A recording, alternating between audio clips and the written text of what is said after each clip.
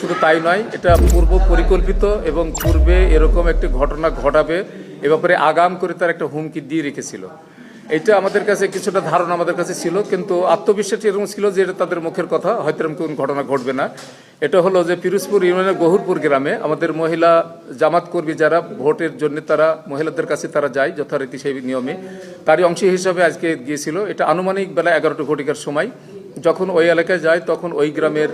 যাদের নামে আমরা অভিযোগ করছি সেই আলিহিম এবং হায়দার সহ আরও যারা ছিল, তারা অস্ত্র হাতে করে হেসো হাতে করে তাদেরকে হুমকি ধুমকি দিচ্ছে এরকম করে যে তোমরা যদি কারোর বাড়িতে ঢোকো তাহলে তোমাদেরকে আটকে রাখা হবে এবং চোর বলে তোমাদেরকে পুলিশে ধরিয়ে দেওয়া হবে। যেহেতু এটা ভোটের মৌসুম, মহিলারা প্রতিটা গ্রামে যাচ্ছে,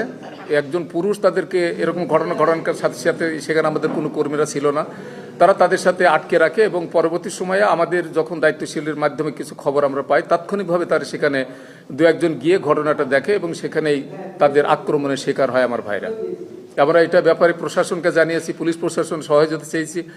ওনারাও গেছে, পরে হলে দেরিতে হলে গেছে এবং এইটাকে আমরা পরবর্তী সময় আমাদের সম্মানিত জেলা সেক্রেটারি উনি রিটার্নিং অফিসারের সাথে কথা বলেছেন, পুলিশ সার্কেলের সাথে কথা বলেছেন এবং এই বিষয়টি তারা